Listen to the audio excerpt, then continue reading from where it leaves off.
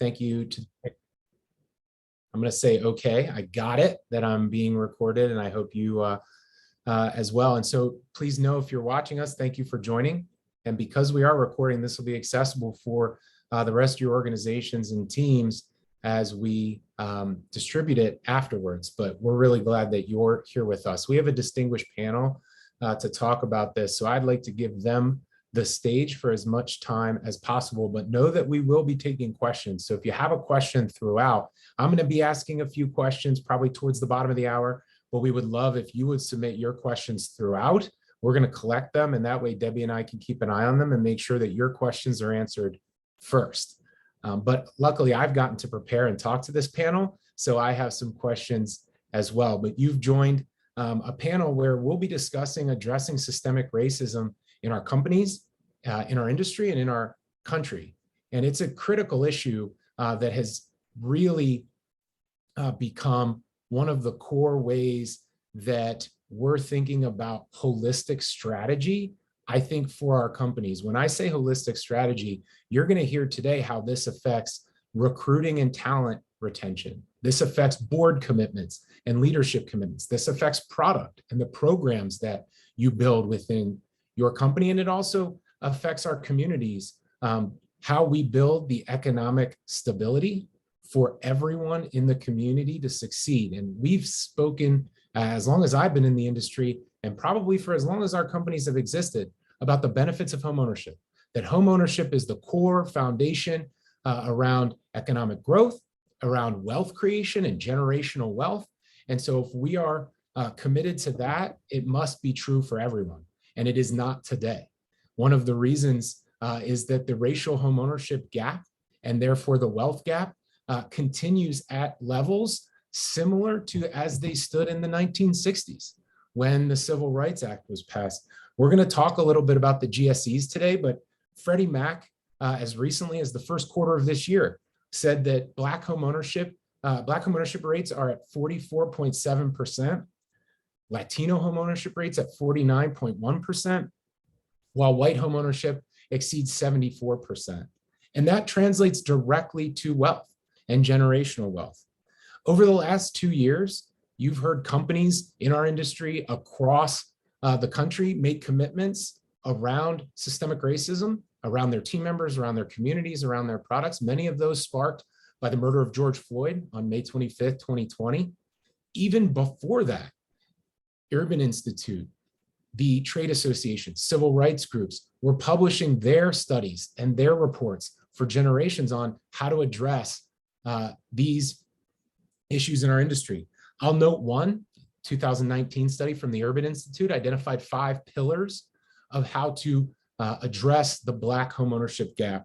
Things that you see in that report: policy level changes, supply level changes, access to credit, which we'll talk about today, counseling and support systems that are in place, and then preserving the existing homeowners that we have while we build these infrastructures.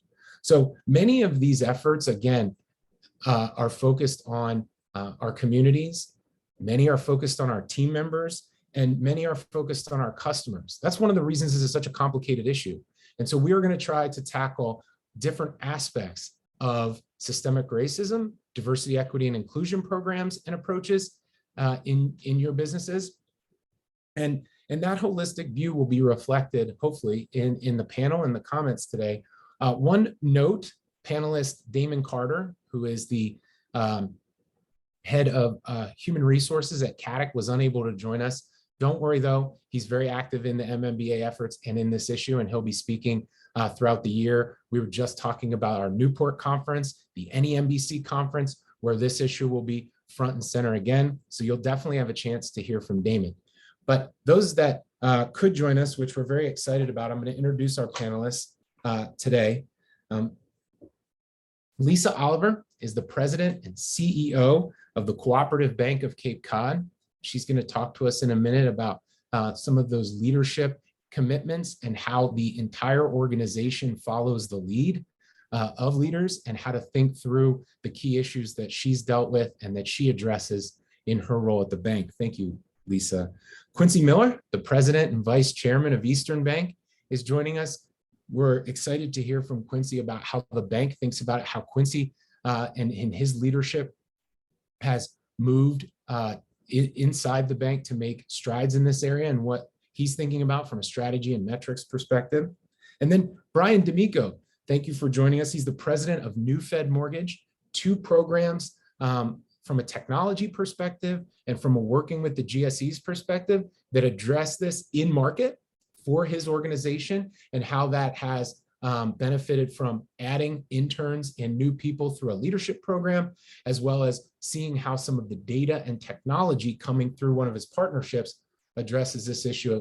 So again, hopefully you can see how we've tried to build a holistic conversation here today from all different aspects of how the members of MMBA can be thinking about this. If you don't have a program inside your organization, you're going to hear some first steps, practical steps today, how to get this issue moving and get some visibility. If you have, and you're looking for ways to grow, expand, and drive this in the culture, inside your product development, and of course, in the community where it matters most. Hopefully you'll hear all of that today. So with that, we're going to hear from each panelist, and then we're going to jump into some conversation and some questions. So Lisa, I was hoping maybe you could start us off telling a little bit about your experience in the bank, how you think about these issues of racism and diversity, and what you'd recommend members be thinking about as they build out these commitments. Thanks, Jeremy, and I'm super happy to be here with everyone today. Thank you for inviting me. Of course, this topic, as you know, we could probably each speak for an hour on our different approaches. So the team's done a good job trying to divide this up so we each have an opportunity to speak about our area of expertise, or said differently, where we've had some successes. So my hope was to talk about the importance of diverse leadership, how to get there, how it impacts recruiting and retention of people, and why it's so successful to the long-term, reaching the long-term goals and outcomes that an organization sets forth. For me, as I think about where it's taken our bank, having a diversity of leadership across the board, across the employee ranks, our bank is now about 60-40 male-female. That was from a recent retirement. We had been at 50-50. Our lead director is African-American. My senior executive team is 50-50 men and women, and we have a member of the LGBT community as part of that. Our group, that diversity of people allows for innovation, and it allows us to go where the puck is headed, speaking to a Wayne Gretzky philosophy. It allows us to lead. It makes it easier to recruit and retain talent overall. It allows us to reflect our marketplace, which I think is critical component of it, and it allows us to prevent groupthink. And groupthink just gets us always all piling in. There's nobody who is that dissenting person or that dissenting group to challenge the course of thinking, that just consistent drumbeat of here's what we do and we've always done it this way.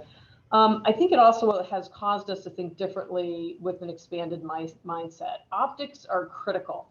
Skin color, gender, certain disabilities are all visual, but diversity is so much more than that. And I think that's a really important part of what we continue to speak about as we grow as a human race. There's neurodiversity. There's people who have ADHD, sensory disorders, OCD, dyslexia. Then there's introversion versus extroversion. There's smokers versus non-smokers. I mean, it can go on and on and on. And so this appreciation of differences may need to start in a more granular, small way as you think about building it. If your organization isn't anywhere on the journey, get to the place where you begin to appreciate all of the differences that make an organization great. And I think at the end of the day, it's got to start at the top of the house. We've said that, Jeremy mentioned it from the beginning, but it really has to start with the person in the lead seat. I know you're going to hear that from Quincy when he talks, knowing his organization well. But the president, the CEO, the board must make a commitment to setting targets, to having measures, to creating accountability, to creating a scorecard, and ranking the good, the bad, and the ugly of how you're performing to that ultimate goal you're trying to get to. That allows the team to pull together, that allows the team to think differently about where recruiting starts. And when you think about recruiting, get to your employees for referrals. Find those groups of people who are maybe on the in a different pod than the majority of your employees. You can't recruit from the same places and expect different outcomes. Definition of insanity, right? Get into a new pod to understand how we can identify those areas where we're weak. Different pools of people and employees. Look for people who have different experiences also. When I was recruiting for board members and continue to recruit for board members, I'm trying to find people who have experiences, not just a title, not just the top of their organization. That tends to be a traditional old way of looking at people who have attained success, and it excludes new people who have come up the ranks in a different type of way. But when you think about what your organization needs and the type of experiences you need to have, think about those people who are super in the cybersecurity and technology space. Think about people who have achieved success just in the diversity bucket. Think about people who have managed into industries that didn't exist before. Think about PR and social media. Those aren't going to be, don't have to be people at the top of their organization. They just need to be talented individuals who can come to your organization, who can be part of your board and spread a different way of thinking about diversity, a different way of thoughtfully thinking through how we grow and how all of us grow as organizations. And then from a retention standpoint, I'd throw out a couple of thoughts. Internal networking groups are really important. So people with like mindsets and their allies who want to become part of a group and do more amongst each other, talk about challenges, talk about opportunities, and recruit. We've done things like a Book of the Month club about diverse situations and enjoyed lunch and learns to discuss that book. We've also created a leadership program which has a component about dealing with diversity. Culturally competent and emotionally intelligent employee growth is what we're really aiming for with that. So infusing it into a leadership growth strategy is important. And then certainly don't ignore rewards and recognition and the importance of rewarding diversity of thought and innovation that generally takes the best of everyone's diverse ideas and brings them together. So that was a lot in my 7 minutes, Jeremy, but I hope that leaves time for others because I know you want to ask some questions at the end. Yes, thank you, Lisa. The thing that I think you said that I wrote down that was really meaningful is like meeting people where they are, finding where those candidates are, finding where people are, and then determining your strategy to meet them, not making people come to you as an organization, and then aligning incentives. That's so huge, aligning incentives around that. And one of the things that, at Stavvy that we have in our core values is who you are is who we are. And so just driving that as a lead off of this is who we want to be. And so I think those are 3 key things. We really appreciate that. And we'll definitely come back, talk more about what you said. With that, Quincy, we'd like to bring you into the conversation and tell us a little bit from your leadership position, from your life experience. One of the things you said to me when we were preparing that really stuck with me was having to be explicit. This is an issue. It's core to who we are as companies, who we are as communities, and we have to be explicit. And that's really stuck with me. So I'm excited to hear you tell us a little bit more about the bank and how you view what you're working on. Yeah, absolutely. Happy to be here with this wonderful group, and so great to see so many of you who've joined us here today. So, I'm going to tie into this idea of being explicit in a minute as I talk a little bit about our journey here at Eastern. But one of the things I sort of want to come back to of this discussion, which I think ties in particularly with mortgage in our industry, is something that, has been this sort of painful thing for me to talk about for a long time. But this is going to talk about why we need to do more and be more explicit, which is if you're having a conversation in the community and you're talking about housing, undoubtedly the conversation around redlining comes up, even today into today's discussion. And so this is a reason why, particularly as mortgage bankers, we need to be extra sensitive to what are we doing around equity and how are we breaking down these barriers of systemic racism. Because I live in a town in Massachusetts right outside of Boston that's called Milton. And when you look today at the demographics within the town, the impacts of redlining still exist even today in the town of Milton. All the people of color live in one small section of the town, even though redlining was, quote unquote, gone years ago. And so, probably every banker on this call would say, well, like, I wasn't around when this happened. But we're still living with it today. And so the other piece of being explicit as a company, we need to be explicit as an industry, and that many of the inequities that exist are a cause for the reason why we're still challenged today, and why I think we need to be explicit and think differently.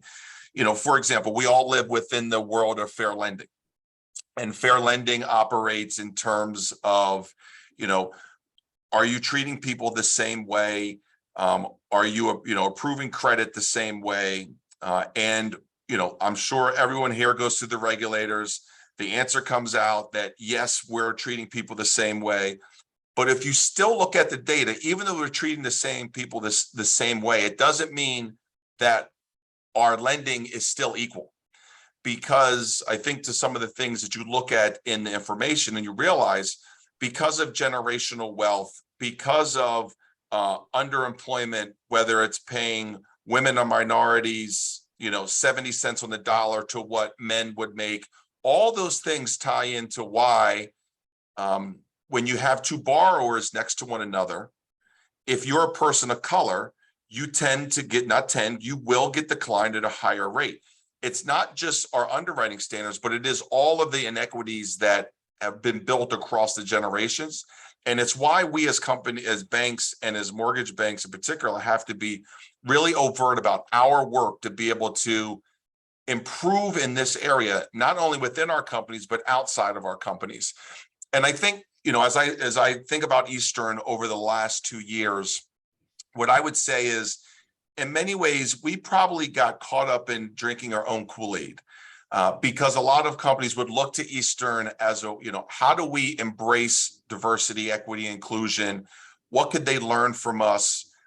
And what I tell people now in the industry is the reality is the bar is really low in financial services, and the bar is not that much higher in banking or even in New England.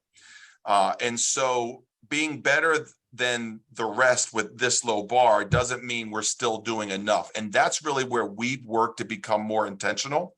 And for us, that was a pretty sort of eye-opening moment for our colleagues, because when we do our employee engagement survey and we ask employees to talk about, tell us the 3 words that describe Eastern to them, and we do these word clouds, which I'm sure everybody has seen before in their careers, our largest word since I've been here for 6 years has been diversity, which is not a word that people say in banks. And so what we really challenged our colleagues, though, is, as we took a step back, is we still don't represent the communities that we serve well enough. If we roll up all the statistics and look at them at the aggregate, we look awesome. But if we look by division, we have a lot of work to do.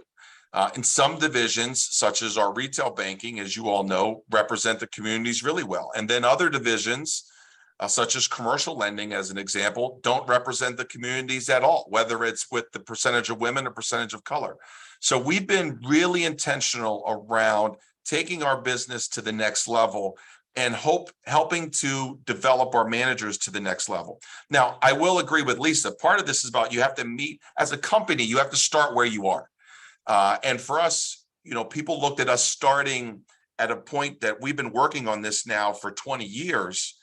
And so the things that we're doing now is we actually just implemented goals for the first time for managers last year. And because of who we are, we expected people to do the right thing. But the reality is people won't always do the right thing left to their own devices, even if it's unintentional. So now what we've been really specific with is requiring diverse, qualified slates of candidates. And I say qualified slates of candidates because this isn't about one of my favorite examples people give is the Rooney Rule. Every time someone says the Rooney Rule to me, I throw up all over it, because it is the worst executed diversity rule that you've seen like ever happen. Which is, oh, we had a diverse candidate. Oh, we had a woman and a person of color, but the final candidates were still never diverse. So this is about having qualified diverse candidates. And it's also to the other thing that Lisa talked about, which is valuing different skills and attributes in those slates, because diverse backgrounds bring that diversity of thought, which improves the team, the skill, the division. So we focus on very specifically underrepresented diverse slates. And that really depends on the division. That's how precise that we've gotten to this. So if you talk to our human resources division, men are underrepresented in our HR division, and hence they are a focus of our hiring in our human resources division, because we don't have a well-rounded enough thought process from a leadership perspective in that division. So that's one example in which we are really specific about this. The other one is about talent development. And, I say that every colleague should have a development plan in the company, but we better be really intent with our diverse colleagues in development plan, and or our underrepresented colleagues development plan, because helping to ensure that path means something. Lisa talked about having a lead director that's a person of color. Well, I got to take my hats off, because I was in this industry 19 years before I got to Eastern. And in 19 years at banking and lots of boards, when I first joined Eastern 3 years ago, there was only ever one person of color of all the companies I had worked for on their boards of directors. And when I joined Eastern, there were 3 African Americans just on the board themselves, let alone Asian, Hispanic, women, et cetera. So we're very intentional around making sure we build those teams that way. And it starts at the board, but it emanates the whole way down, and particularly in the divisions. The other thing we have to be smart about is the way that we design and deliver products.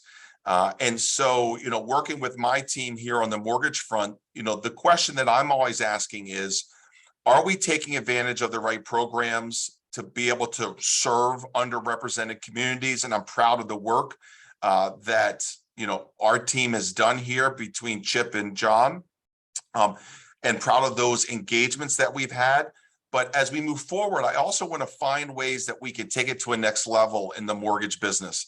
I think that there's innovative things that are happening from an underwriting perspective, and obviously we're talking portfolio things right now, that we can utilize different techniques beyond just FICO, which by its nature, credit scores are biased in the way that they're structured. So how do you look for ways to bring in additional underwriting criteria that allow you to capture maybe somebody's rental history versus simply their credit score? So we're being very intentional about products and how we deliver. We've just done that on the small business side. We're launching a special purpose credit program, leveraging the changes in regulation that have happened over the last 2 years that allow us to deliver a small business loan product that has unique credit criteria for women and people of color specifically, because they've been underrepresented in small business. So it allows us to not treat fair lending with this broad brush that, fair lending means you can't do anything special for anybody. This special purpose program actually allows us to deliver lower credit scores, better debt to income flexibility on the small business side, because we were able to prove to the regulators, as much as we comply with fair lending, there's still inequities because of all these other gaps that people and borrowers who come to apply with us have to deal with. So that's a little bit of an example about getting specific with your colleagues, with product design, and look forward to talking a lot more about this topic. Thank you, Quincy. I can't help but note that, your comment about how you have to view diversity as a strength, because then it builds all of these other opportunities for innovation, for growing your team, for competitive advantages. When you view diversity and you diverse candidates and diverse product development as a strength, you end up strengthening your whole organization top to bottom. So leaders who are on this call thinking about their organizations, this is a strength, this is a competitive advantage. And the other thing you mentioned that I really like is using your own strengths as an organization. You have a portfolio. You can do some things with a special purpose credit program around small business. So each company can use their own strengths, their own focus. For any independent mortgage companies on the call, special purpose credit programs are now making their way into the GSE world and into the CFPB world. And the CFPB is signing off and the GSEs are signing off on how, independent mortgage companies can implement their own special purpose credit program, which for housing and for mortgage within the construct they already operate. So these are huge because they get into the infrastructure of how you work. I think one of the strengths of Eastern Bank that you mentioned is you got it into how the company operates. You got it into the infrastructure, into the goals, into the metrics of the company. And then it's going to be lasting. If we're going to make a difference in housing and mortgage, it's got to be in the infrastructure of making loans and making the business work.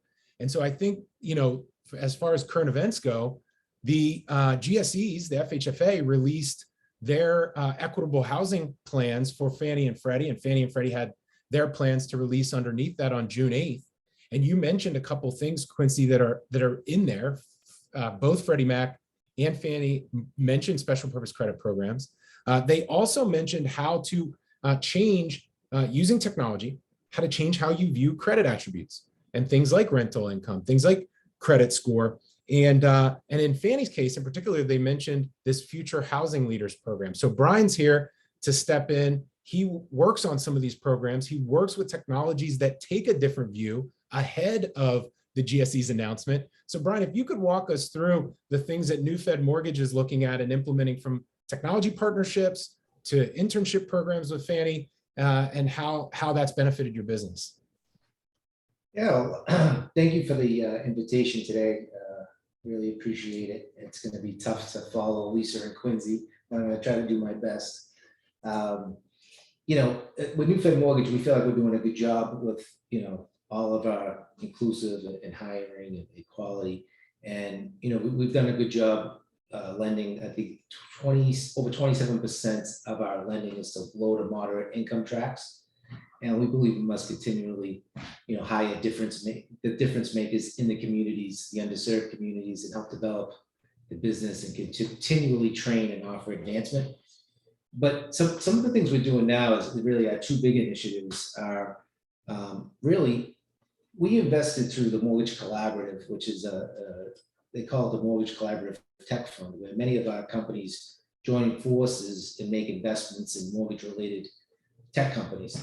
So the name of this company that we've invested in is called My Home Lending Pal. And what Home Lending Pal does is it addresses the key pain point for the mortgage industry, really, which is fair lending practices. What they do, it's a unique blockchain-based platform where it assists where data is collected through Hyperledger Fabric from IBM, to get a little technical, where it makes the borrower's identity and race unknown to help create non-biased lending in the industry. So we believe this technology is continually taking shape with the agencies, and I know that they've been selected by the agencies as well. And it's going to create a solution, obviously, for a very important issue. So in addition to blockchain technology, HLP, Home Lending Pal, actually assists in a campaign targeting 3 million African-American borrowers who are qualified for a mortgage, but not currently engaged in the process. So they've continually added traction in this area by having key relationships with many large lenders in the space, and they work in this demographic through all the important steps of home ownership. And their rates of people actually committing to this ecosystem has been tremendous. So the early testing has really shown a lot of really good results. And we're excited to continually grow this relationship and look forward to implementation. I don't have exact numbers of what it means for us or how we're going to get there, but we are closely monitoring the testing that they're doing with the agencies, and we feel like it's going to be a real good initiative for us. And then the number 2 initiative, which Jeremy, you touched on, which is the Future Housing Leaders of Fannie Mae.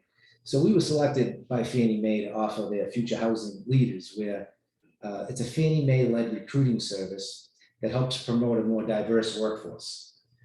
It's created through internships by some of the most diverse colleges in the country, such as Ohio State, George Mason, Cornell, Marquette, to name a few.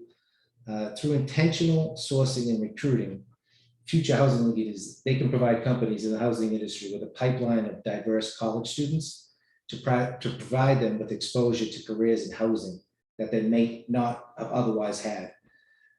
So by participating, we gain access to a diverse talent network that will fulfill our commitments to forging, more diverse and inclusive workforce. In addition, we have the ability to utilize Fannie Mae's exclusive training resources, Fannie Mae online curriculum, executive speaker series, and also access to Fannie Mae University, which we normally would not have.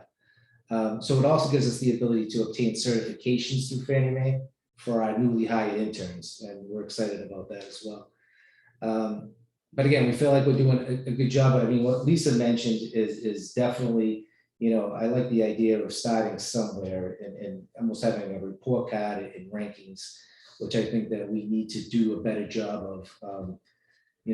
We haven't been working on this for 20 years like Quincy, and I think that we need to continually have scorecards and see where we can move the needle.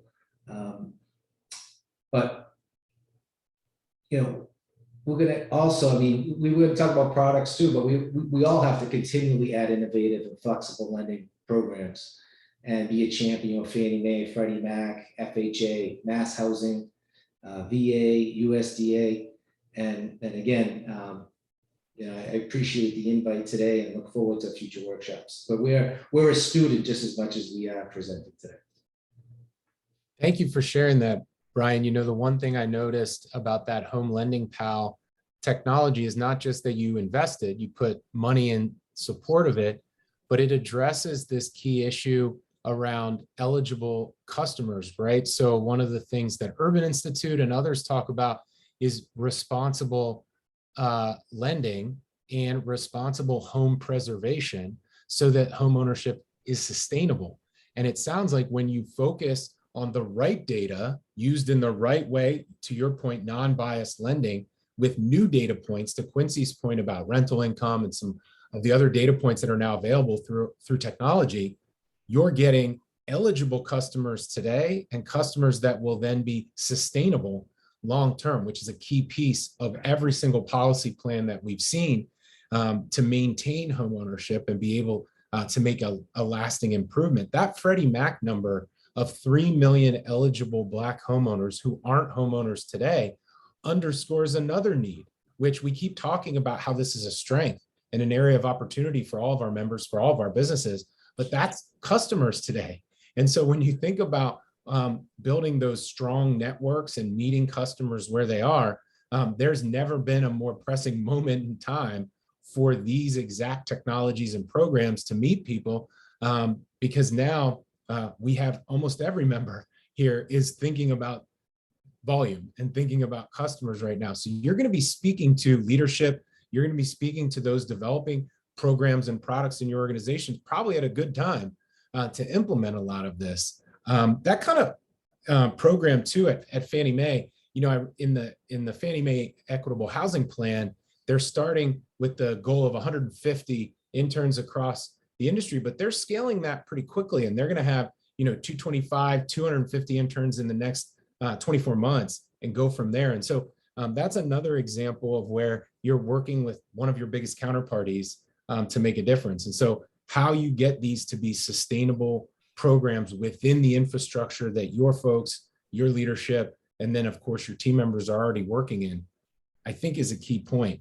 So it kind of brings up, from a Q&A perspective, two really important questions we wanted to ask. Brian hit on it at the end. How do we measure? How do we put some, because what you measure is what you get in a lot of our organizations. So how do we start with measuring, and then So Quincy, why don't we start there, and then Lisa, we'll pivot to you on getting some of that grassroots effort, getting leadership involved, because we know we have to start somewhere. But let's start with metrics and goals, Quincy. Can you talk a little bit about where you begin? Yeah, so what we did was we started with this idea of people. And so what we, Eastern runs from southern coastal New Hampshire down through the Cape. And the best MSA that captured that for us was the Boston MSA, which it goes the whole way from that southern New Hampshire. It sort of stops at the Cape, but it encompasses 90% of our space. And what we said was, what did the population look like? And so this is pre the last census, but it was 51% women. It was 13% Latina, 8% Asian, 8% African American. And we said, okay, that's the way our company should look. Like, that's the population that we serve. That's the population where our jobs are. And then we added a factor on that to say, look at the growth rates. And so we created what we call our 2030 goals, which is we took all those, we increased those up. And that's sort of what we rolled out to the teams of, here's our roadmap of success, defining a goal that's rooted in facts. And if your division doesn't represent one of those, or if you have gaps into that, you have to work towards that improvement. Now, we're also an industry that is led by women. So, we look at our own population, not saying we're trying to go from, 68% women down to 51. That's not what we're saying, of course. But we use those goals mostly around the racial piece of it. And then we use our total population goals around women when we look at our VP and SVPs and say, okay, well, if 65% of our population is women, well, then 65% of the VPs and SVPs and EVPs should represent women. So we use data to define what the measuring stick was that we were going to do. And then we learned through best practices. We went on a hunt to find all the best practices across companies here in America, and what's the work that they do and how have they driven this forward. We leverage our employee resource groups. We have 12 of them that are really influential. So through talking with them, getting feedback from them on how we're doing, and that helped to inform our roadmap. We call it our road to equity. So we started with data, and then we built out these goals around developing, hiring, educating our colleagues. I mean, as you can imagine, we were doing implicit bias training 10 years ago, but you A, have to keep doing that work, and B, help to also advance from a leadership perspective. How do you lead diverse teams? That's all part of getting us to that goal of representing our community, as representing the community as it is today. Yeah, you have to start with data in almost every area of our business. So why would this one be any different? When you make a commitment and you want to grow, that makes perfect sense. And I think that really underscores too the intentionality that you need. This has to be a serious commitment that has both data, people, and resources behind it to make a difference. So one of the things that can do is kind of, it can give people the impression in conversations like this, Lisa, where do I start? Because it's so much. I need diverse recruiting effort. I need the talent. I need to invest in my leaders and this programmatic and product development around innovation and the strengths of my business. And so just curious your experience as you thought about how to get leadership buy-in. You mentioned how important it is to have it at the top. You then have folks within every organization who want to see this. Quincy mentioned 19 years hoping to see a representative from these groups in a leadership position. So how do you balance that grassroots effort that a more diverse workforce and a more active workforce team members want in our communities, and then the commitment at the top and getting that started within an MMBA member who maybe doesn't have as much experience as your bank? Lisa, we can't hear you. I think, yeah, thanks. As long as I work on the computer, I will always forget to take myself off mute. So to answer your question, Jeremy, I would say the first thing you can't do is rely on the fact that there's someone who looks like me as a female and checks the female box leading a bank, that I have an African-American lead director, that my head of risk management is gay, and say, check, you guys are done. You did it. You can't stop. It's an ongoing process. Quincy doesn't stop because he's the president of his bank and say, whew, good thing we checked that diversity box. And going along with that is, so whether it's in leadership or across your organization, just don't be satisfied because you have a few people who are diverse within your world. The second thing I think that everyone has to do as a start is get on the same page. And you may devote 6 months, a year to training and developing a culture before you see significant movement.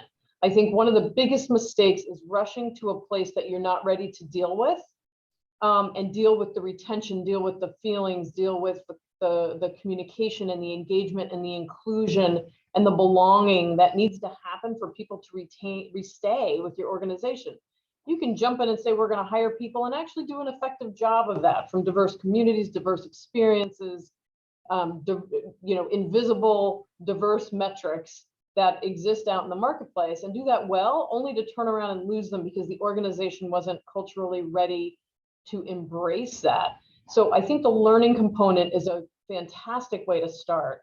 And by that, I mean, understand the language that gets used within your organization. Is your language pushing people away, even though you're thinking it's trying to be inclusive? Understand what microaggressions are.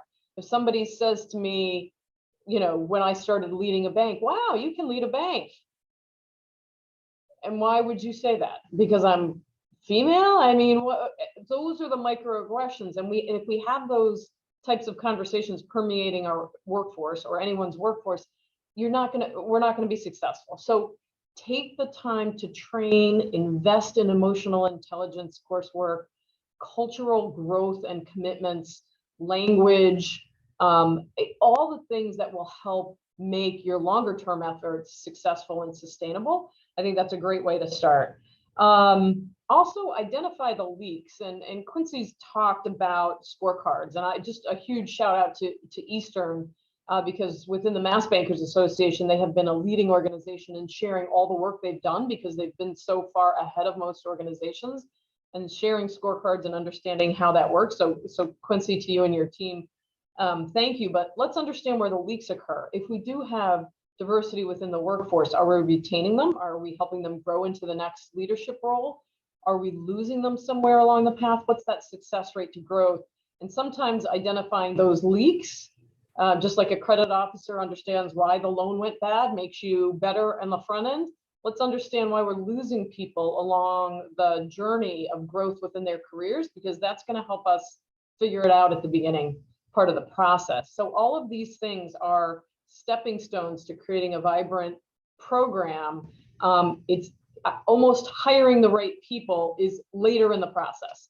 And I'm not saying wait to do it, but I'm saying be aware of the things that are going to prevent sustainable success because you haven't tackled the groundwork. I think that's probably one of the most important things going. And again, don't check the box that we're diverse because you have a female CEO, et cetera. Keep working on it. Yeah, absolutely. I think that point about authenticity is key, which is you have to be authentic in everything that you do, especially in this area. And it will be obvious if you're not, because you will be out ahead of either your business, your leadership, your capabilities. And that's okay, because we're all learning from each other. To your point, relying on other best practices and leaders in this space also helps everybody, right? So Quincy mentioned that Eastern Bank went out and looked at best practices and then shared them. And then we were able as an industry to move forward. So definitely something I know, the Mortgage Bankers Association, the MMBA, and the organizations we're talking about, Fannie and Freddie, publishing this stuff and making sure that it's accessible to put your plans together So be authentic, make sure that, you're relying on the best practices of those who know this issue best. Just like I was talking earlier about the Urban Institute. When I was at Rocket Mortgage, responsible for this area of housing policy with our government affairs group, it was Urban Institute who knew it best. I went to, someone who was working in it for years at the highest level. And so couldn't agree with you more. I really appreciate that perspective. And so Brian, that kind of makes me think a little bit about when you were seeing this growth inside the organization, such that Fannie Mae was able to work with you, recognize you as a partner for these types of things. It means you were doing something well. You mentioned mass housing as an example. We had a comment come in on the chat here about the availability of down payment assistance funds that are coming, the ARPA funds that can come from both the state and state housing agencies, as well as the federal funding that flows through them. You mentioned mass housing in your comments. So what obstacles and challenges in getting NewFed to the point where you're able to invest some money in startups, work with Fannie on an internship program, thinking about what mass housing offers the market that your loan officers can utilize? Do you have anything that comes to mind that were challenges that our members should be looking out for as they start to do some of the things you've already done? Yeah, I mean, I think it comes with, education, right? So we're going to continually educate our loan officers for the mass housing programs, the down payment assistance programs. We've been talking to another group who, instead of just having money for down payment assistance programs, they were thinking of coming out with a product to pay for the MI down and basically have a lender paid MI on every deal and amortize it over 30 years. So that home affordability would be much better for that borrower. We think that that's a really great concept because you have your down payment assistance programs, but also, I mean, if you could get a much better payment because of that MI, we think that has, we're also trying to develop something like that with this nonprofit. So we think, any type of we've had these types of programs for a while, and we're always looking for something that could improve what we've had in the past. Yeah, absolutely. One of the getting questions, down, back to the Fannie Mae future housing leaders, we haven't really, in this time of contraction, we haven't been able to fully utilize it yet, but we are going through picking the areas of where we could do better and get some young talent as well, where, it could be the digital mortgage experience, or it could be all of these, they give you a list of all the different majors that the candidates have. So we go through all the different majors and identify the areas where we can utilize. And every single person that we've had as an intern in the past has actually became an employee of ours once they did graduate college. So we are very, we do retain that talent, which is a really good thing. That's a really validating point to make too, because I know at least when I joined the industry, there was a lot of like, how did you end up in this industry? My experience was the Dodd-Frank Act, but I think a lot of people's experience was my father, my mother, my family member. That's how I got into mortgage. And to have a pipeline, as you say, of introducing this to college students in all of these different expertise, whether that's data or design or marketing or sales, and creating that so that their story is, I got into mortgage because I saw the opportunity through a business and through Fannie Mae or other partnerships, is a game changer for then the diversity and the strength that Quincy was talking about. Now you have a group of people that look like the area that you work in that can start to provide ideas and insights into the things that you're doing. I think one of the things about marketing is making it authentic, is making sure that your message to your own team members and to the market is authentic around these issues as well. Lou, our friend Lou Chinapi, put a comment in that, Quincy, maybe I thought you could just remark on, which is, how do you build internally a culture within the bank that anyone can speak up if they're unsure, or if they have a question, and that they want to be respectful, but that the culture recognizes that we should bring out questions. We should bring out uncertainty so that we can all have a stronger culture together. Have you run into that where you want to make it a learning environment, an open environment? Maybe people are hesitant. And how do you build that culture in your organization? Yeah, well, absolutely. I mean, one of the things that we did was we partnered with YW Boston here to hold sessions for our employees that were voluntary. So we purposely made them voluntary for people to come, which is they did, and we've done a number of sessions now. We're on our fourth or fifth. These all started really post George Floyd and Breonna Taylor's murder. We held a session during that time led by YW called Understanding Racism.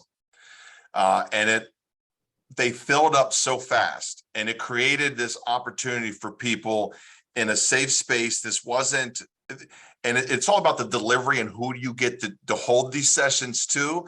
And they're fabulous at it. And it really was helping to talk about, particularly here in the US, and this sort of evolution of the challenges of racism that we've been through.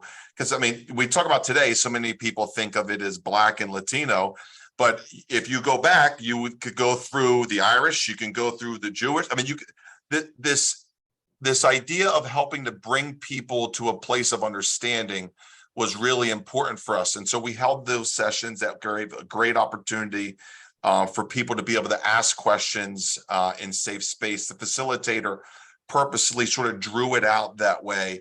And then we've done that, like I said, we're on at least 4 different sessions now. We've created that ability because, look, I think, we're also super transparent. We hold town halls. We allow people to ask anonymous questions.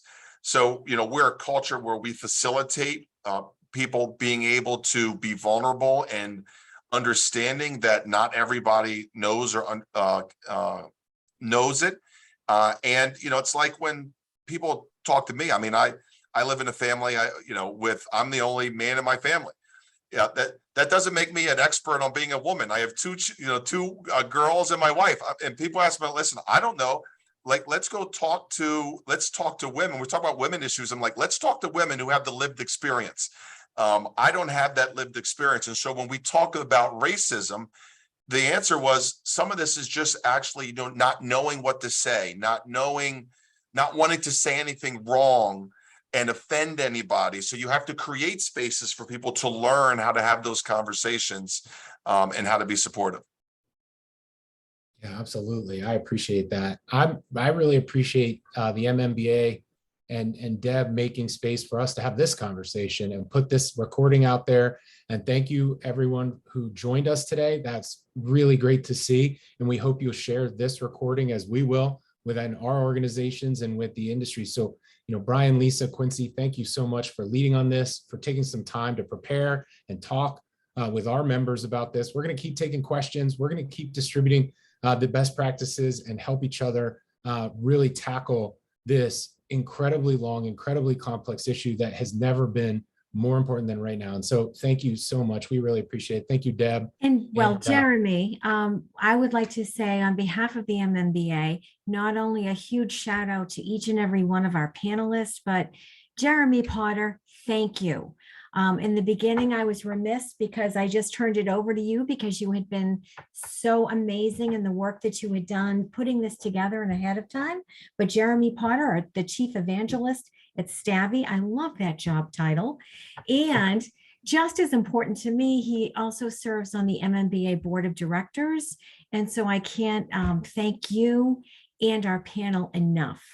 And I promise all of you that we are going to take this and we are going to encourage each and every one of our members to actually go through and listen to this such an important conversation. So I can't thank you enough. And this is just the beginning. We have more to work to do on this subject as an association. So thank you so much for getting us started. Thank you for the kind words. Take care, everyone. Thank you. Thank you. Thanks, everyone.